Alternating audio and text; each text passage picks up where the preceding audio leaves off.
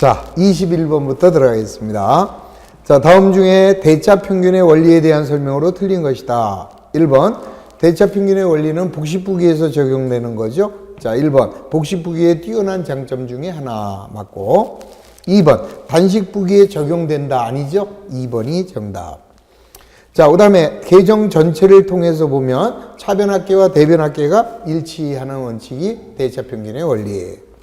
4번, 시산표의 작성 목적과 관련이 있다. 시산표를 작성하는 목적은 차변과 대변에 일치하느냐, 그걸 확인하는 거니까 대차 평균의 원리에 의해서 시산표 작성되는 거 맞습니다.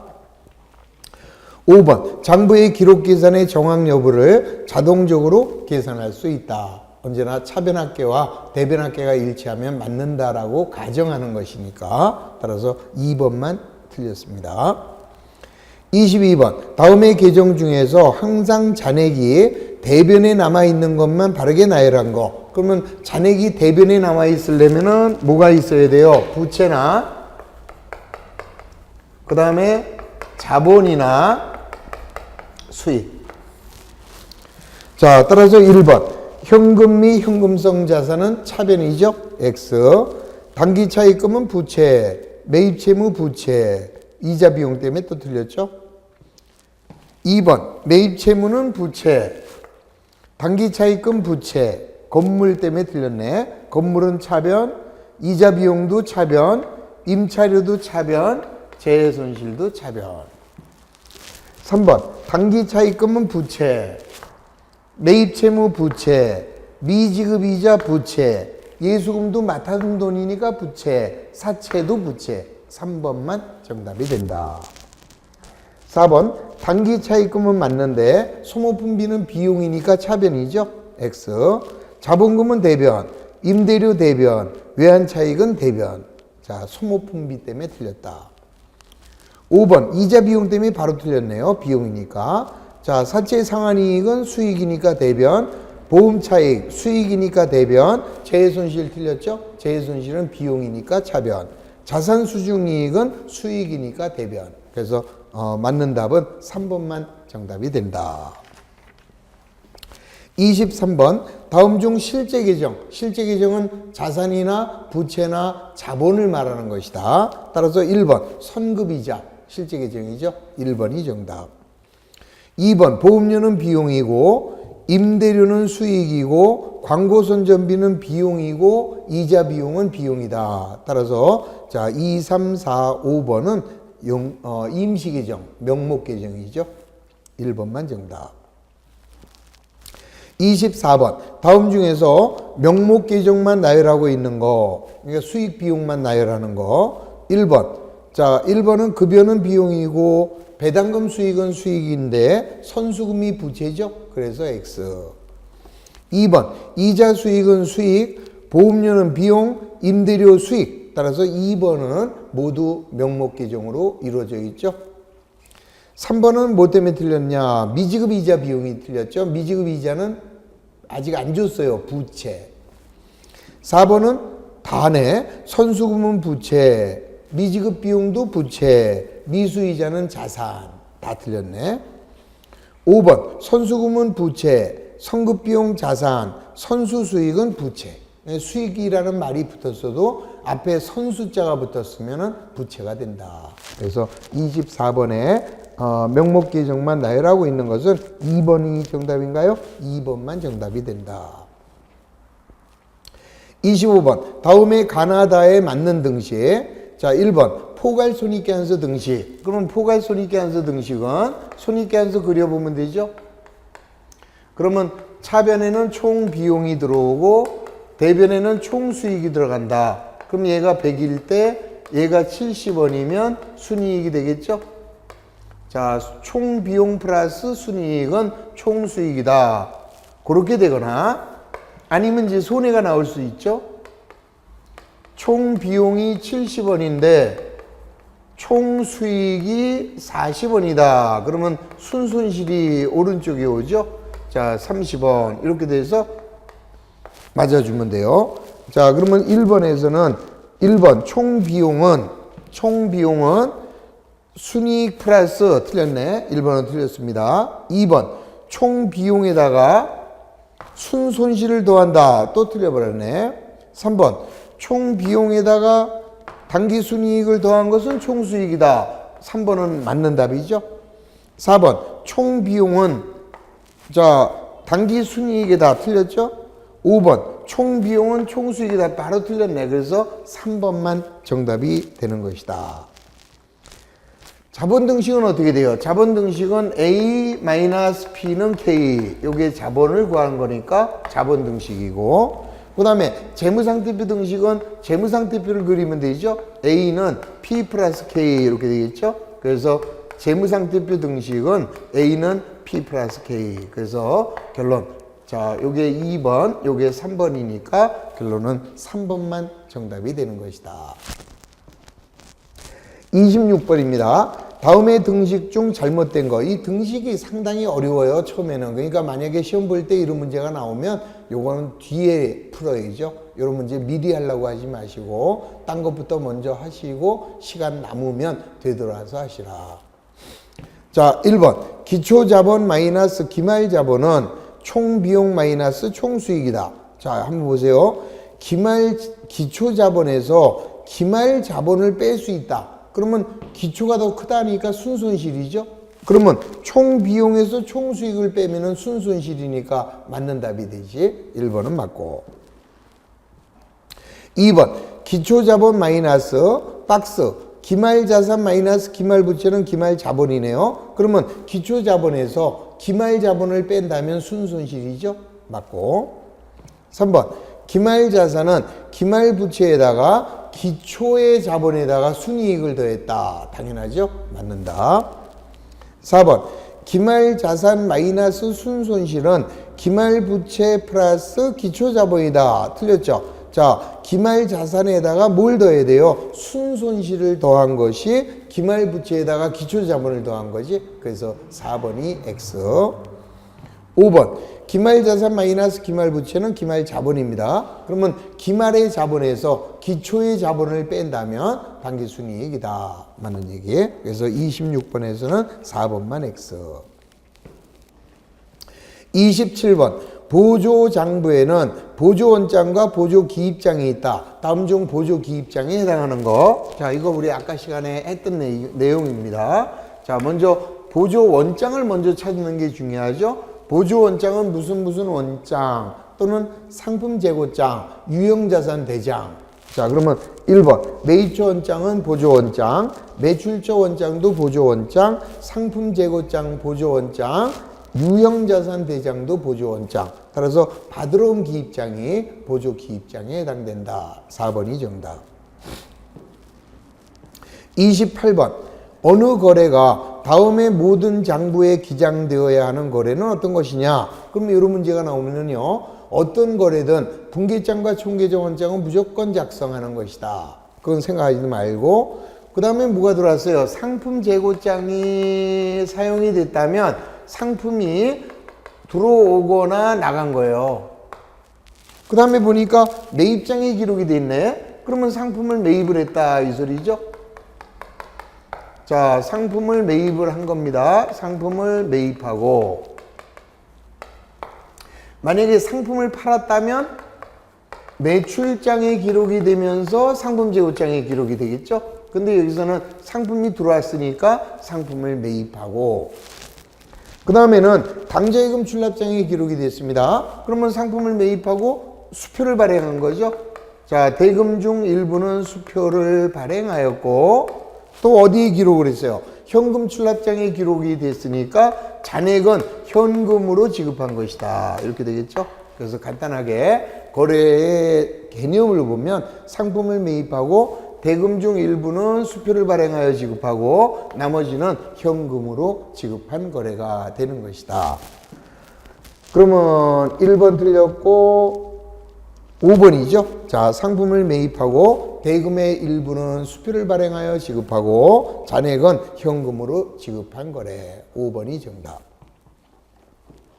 29번 다음은 회계상의 내용 설명이다. 설명의 내용 중 틀린 거. 1번 상품을 30만 원 매입하기로 하고 계약금 10,000원을 지급한 것은 부기상의 거래다. 당연하죠. 계약만 했으면 거래가 아니지만 계약금을 줬으니까 회계상의 거래다. 2번 거래를 분계장에 기록하고 총계정 원장으로 옮겨 적는 과정, 그걸 우리는 뭐라고 그래요? 전기라고 하지요. 3번 재산법에 의한 당기순이익은 기말 재무상태표 대변에 기재가 된다. 맞는 얘기입니다. 우리가 이제 재무상태표를 그리게 되면 자 여기 이제 뭐가 들어가요? 자산이 100원, 그 다음에 부채가 40원, 그 다음에 자본이 60원인데 이 자본은 기말 자본이죠. 자 기말 자본은 기초 자본에다가 순이익 더한 거죠. 자 4번 재무상태표는 기업의 일정 기간의 재무상태를 나타내었다. 틀렸죠? 일정 시점의 재무상태를 나타내는 일람표다. 4번이 X. 그 다음 부기의 기록 계산이 이루어지는 장소적인 범위, 장소적 범위를 우리는 뭐라고 얘기했습니까? 회계 단위라고 한다. 따라서 틀린 답을 찾는 거니까 4번만 정답이 되는 것이다. 30번은 모처럼 쉬운 문제네요. 다음 중 계정의 잔액이 잘못 표시된 거. 그러면 우리는 자산은 차변, 부채는 대변, 잔액은 자본은 대변, 수익은 대변, 비용은 차변에 나와야 되겠네.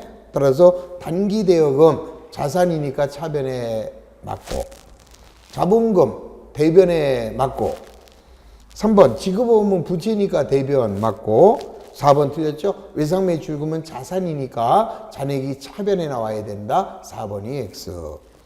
감가상각비는 비용이니까 차변에 맞죠?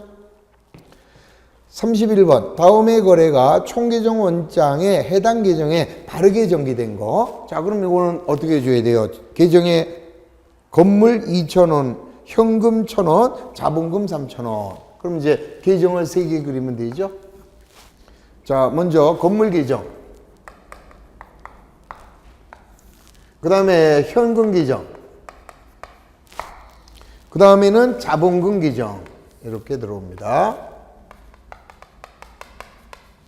그러면은 건물 계정 차변에는 상대편 계정 과목 자본금 2,000원,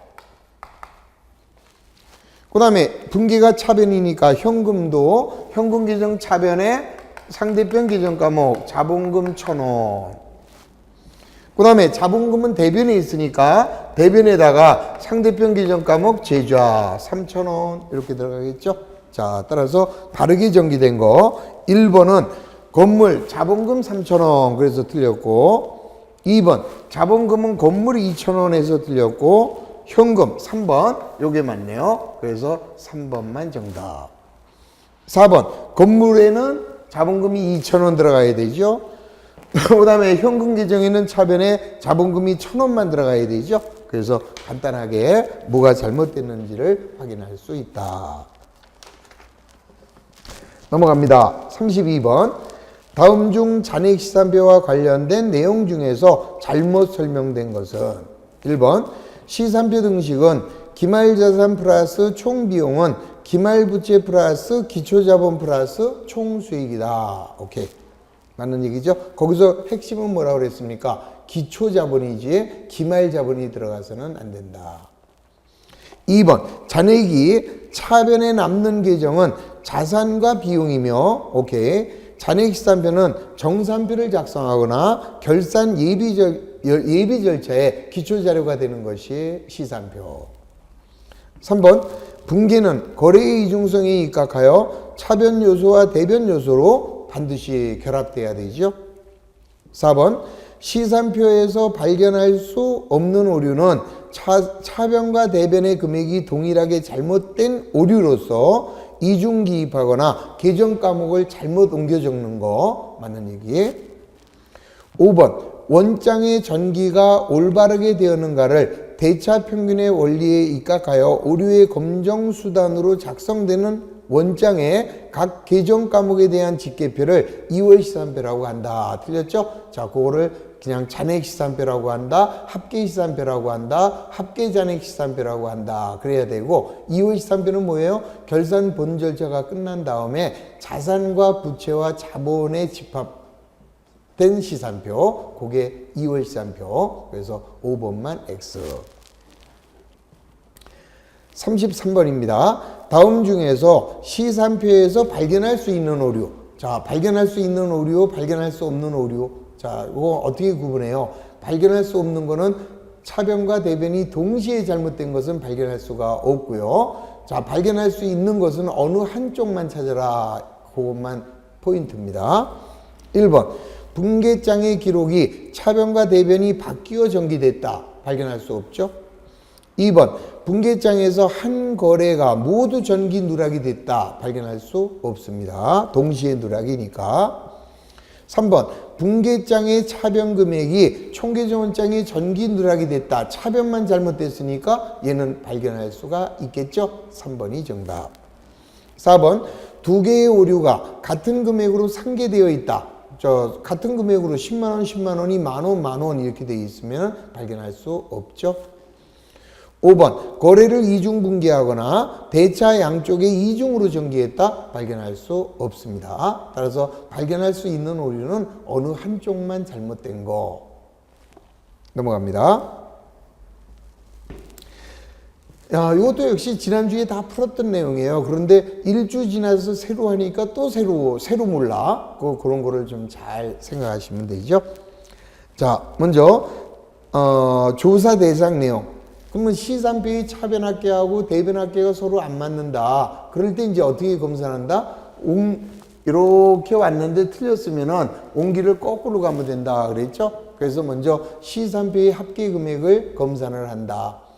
그 다음에 두 번째, 총계정 원장에서 시산표로 제대로 옮겨왔는지 확인한다. 그 다음에 총계정 원장의 차변합계와 대변합계의 금액을 검산한다. 그 다음 분계장에서 총계정 원장으로 정확하게 왔는지 확인한다. 그 다음 분기가 제대로 됐는지 확인한다. 따라서 1번 총계정 원장 계정의 차변 대변 합계와 잔액을 확인하는 거 맞는 얘기죠.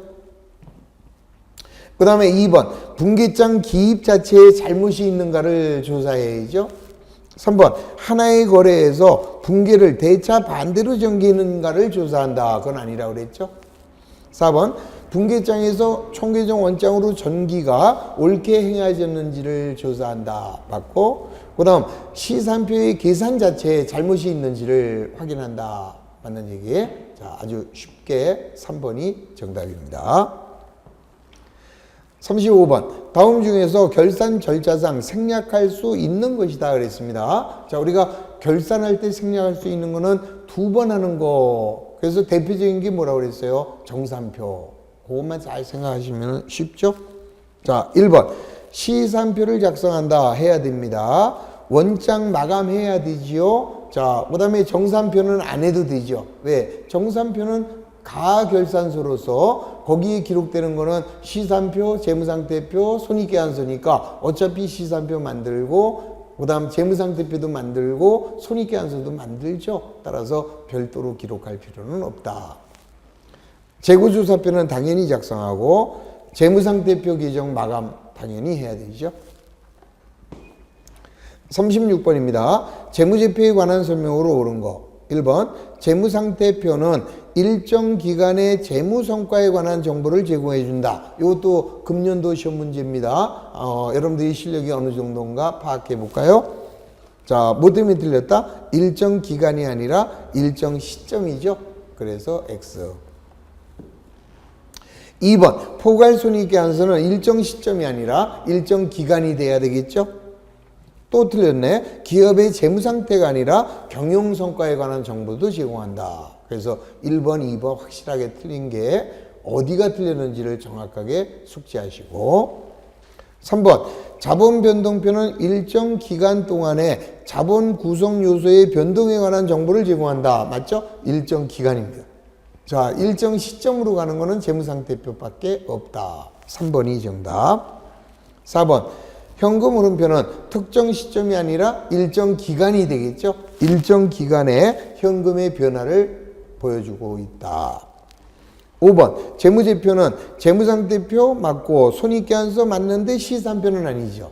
자, 시산표 대신에 현금 흐름표가 들어가면 되겠죠. 또 자본변동표가 재무제표에 해당한다. 아주 간단하게 3번만 드렸습니다. 지금 여러분들이 지금 보시다시피 이번 18회에서도 기초에 관련된 문제가 벌써 3문제나 등장한 것을 알 수 있죠. 조금만 신경 쓰면 아무것도 아니에요. 자, 넘어갑니다. 37번입니다. 다음에 등식의 산식이 옳지 않은 거. 1번 재무상태표 등식 자산은 부채 플러스 자본이다. 재무상태표 그려지죠? 1번 정답. 2번 자본 등식은 자본을 구하는 겁니다. 따라서 자산 마이너스 부채는 자본이다. 맞고. 3번 손익계산서 등식은 비용 총액에다가 순이익을 더한 것은 순이익을 더한 것은 수익 총액이고 또는 총 비용은 총 수익에다가 순손실을 더한 것이다. 맞는 얘기죠. 4번 시산표 등식은 기말자산 플러스 총 비용은 기말부채 플러스 기말자본이 아니죠. 기초자본이었지. 그래서 4번이 틀렸다라는 거 알 수 있습니다. 자, 다시 한번 시산표 등식 자, 눈 감고 생각해봐요. 차변의 기말자산 플러스 총 비용은 대변의 기말부채 플러스 기초자본 플러스 총수익이 되는 것이다. 5번 자산 등식은 자산을 구하는 거니까 자산은 부채 플러스 자본이다. 이렇게 되겠죠. 자, 따라서 37번은 4번만 정답이 됩니다. 38번 아래의 자료를 보고 결산 절차 순서가 바르게 연결된 거. 그럼 우리 결산 절차를 다시 한번 복습을 한번 해봅니다. 그러면 먼저 예비 절차가 있고 그 다음에 본 절차가 있고 후 절차. 그러면 예비 절차에는 시산표, 그 다음에 재고조사표, 그 다음에 수정 후 시산표, 그 다음에 정산표. 그 다음에 이제 결산 본 절차로 가면 먼저 손익계정을 설정을 하죠. 그 다음에 두 번째, 우리 회사의 모든 비용과 수익을 손익계정에 대체를 합니다. 그 다음에 이제 손익계정의 차액을 자, 차기로 이율하는 게 아니라 자본금으로 보내죠. 개인기업은 자본금으로 보내고요. 법인기업은 잉여금으로 보냅니다. 자, 개인기업은 자본금으로, 법인기업은 잉여금으로. 그리고 나면 이제 뭐가 남았어요? 자산과 부채, 자본이 남아있다. 그러면 자산, 부채, 자본은 어떻게 해요? 차기로 이율해야죠. 그 다음에 전기 이율을 하고 이월된 걸 모아서 2월 시산표를 작성하면 이게 결산 본 절차가 되겠죠.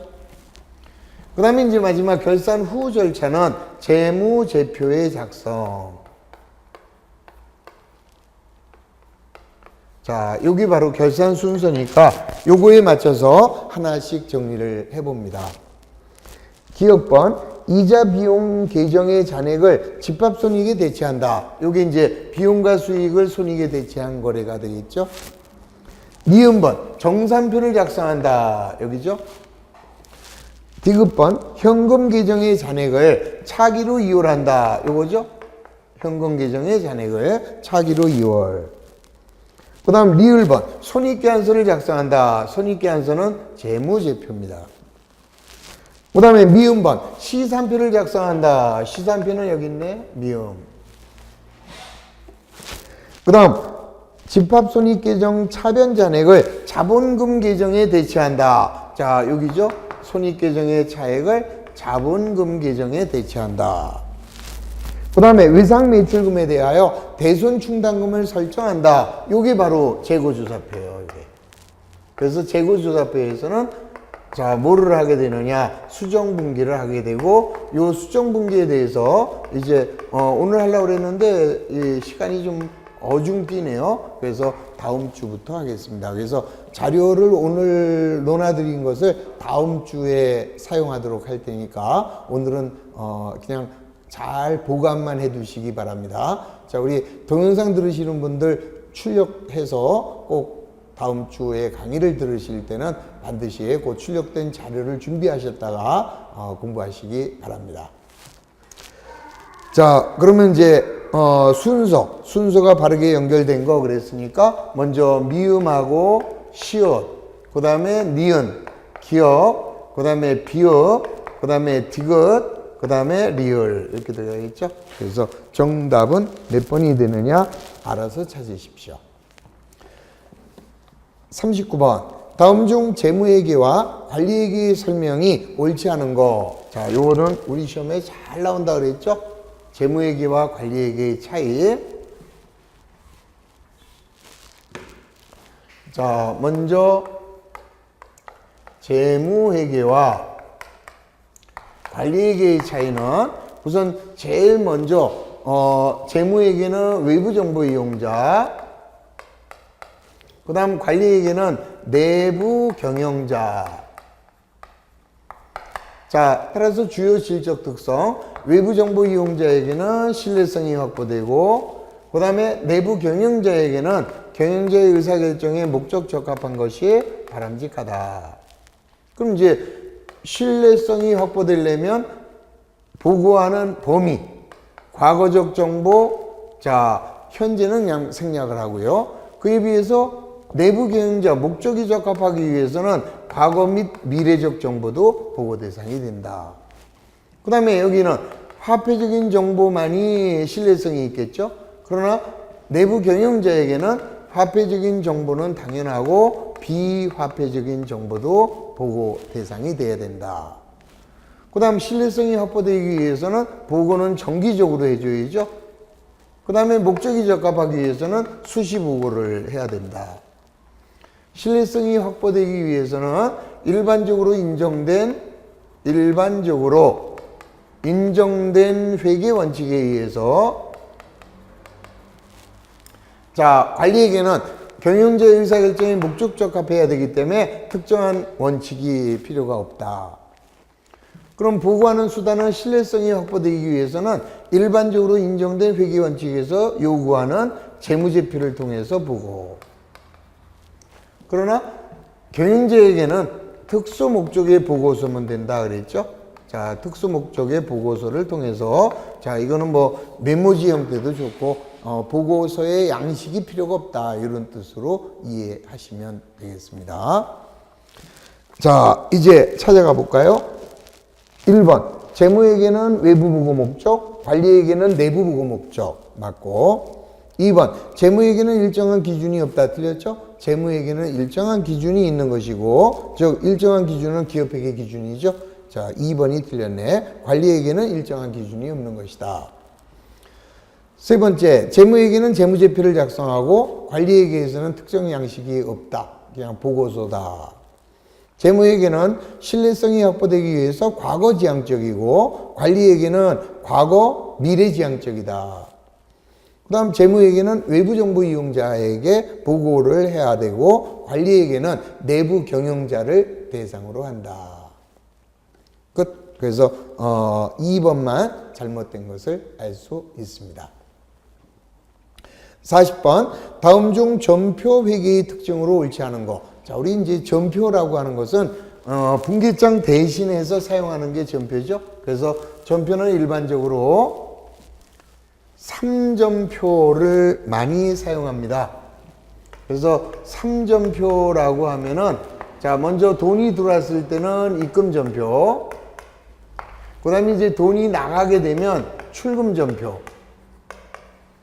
그 다음에 이제 현금이 수반되지 않는 것을 대체전표, 이렇게 해서 세 가지를 사용하게 되면 요게 이제 3점표 이렇게 나오죠.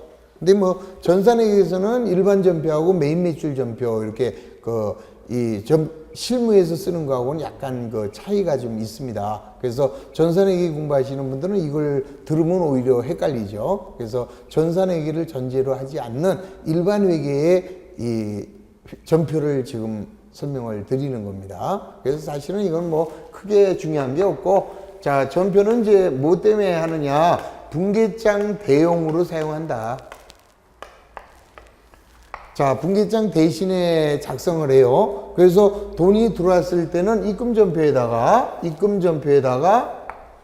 자, 입금전표가 여기 있습니다. 그럼 예를 들어서 집세 5만 원을 현금으로 받았다. 그러면은 집세를 받으니까 상대 계정은 임대료잖아요. 임대료 5만 원 이렇게 기록하면 입금전표니까 입금전표 자체가 현금이 들어온 거죠. 그럼 차변의 현금, 대변의 임대료 이렇게 되는 거죠. 그 다음 출금전표는 돈이 나간 겁니다. 그러면 예를 들어서 이자 비용 10만 원을 현금으로 줬다. 그러면 출금전표 자체가 현금이 나간 거야. 대변이 현금이다 이 소리예요. 따라서 여기다는 이자 비용이라고 써주면 되죠. 그럼 요거 가지고 분개하게 되면 어떻게 되겠어요? 출금전표는 현금이 나간 거니까 대변의 현금, 차변의 이자 비용 이렇게 되겠죠.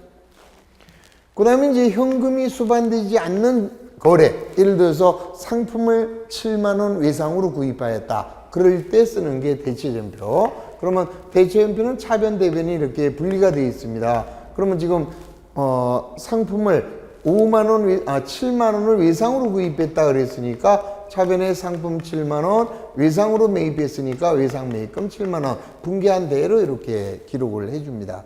그래서 입금전표, 출금전표, 대체전표 이렇게 해놓으면 분계장 대용으로 사용할 수 있다는 거. 그 다음에는 자, 이 분계장을 모아가지고 한 번에 작성을 합니다. 그러면 예를 들어서 오늘 현금이 예를 들어서 10번이 들어왔다. 그러면 분계장으로 하게 되면 어때요? 분계를 10번 해야 될 거 아니에요. 근데 전표를 해서 저녁 때 현금 전표 다 모아버리면 한 번에 해결이 되죠. 그래서 전기 횟수, 그러니까 분기하고 전기해야 되는데 그 전기 횟수가 굉장히 절약되는 것을 알 수 있다. 그러니까 10번 전기할 것을 한 번만 전기하면 되니까 전기하는데 굉장히 그 시간 절약을 할 수가 있다라는 거죠. 그러니까 이러한 전표를 쓰게 되면은 분계장 대용으로 하여 전기 횟수가 절약되니까 실무에서는 아주 대단히 편하게 사용이 돼요. 다만 이제 문제점으로 나타나는 거라면 낱장으로 되어 있기 때문에 보존에 어려움이 있다는 거죠. 보존이 어려우니까 당연히 분실될 우려가 많다라는 거. 요거는 하나의 큰 단점이고 나머지는 다 좋은 점이다. 이렇게 생각하시면 되겠습니다. 그 다음에 이제 전표를 하게 되면은 분계장일 때는 한 권의 장부로 되어 있기 때문에 한 사람이 혼자 해야 되지만 전표를 하게 되면 여러 사람이 나눠서 할 수가 있죠. 그래서 기장을 분담할 수 있다라는 그런 장점도 있다. 그래서 문제, 전표회계의 특징으로 옳지 않은 것이다 그랬습니다. 따라서 1번 기장 사무를 나눠서 할 수 있죠. 분담할 수 있고, 그 다음에 이제 그 전표에 보면은 뭐가 있습니까? 여기에 결제란이 있잖아. 그러면 이제 개원, 그 다음에 과장, 그 다음에 사장 이렇게 해가지고 요 도장이 찍히잖아요, 여기에. 그러면 책임 소재가 요 도장 찍은 사람이 자기 책임이니까 책임 소재가 명확하다라는 그런 장점도 가지고 있다.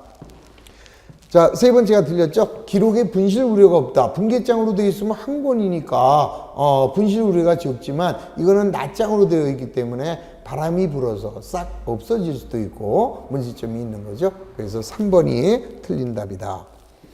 4번 분계장 대용으로 작성하기 때문에 장부 조직이 어떻게 돼요? 간소화되죠.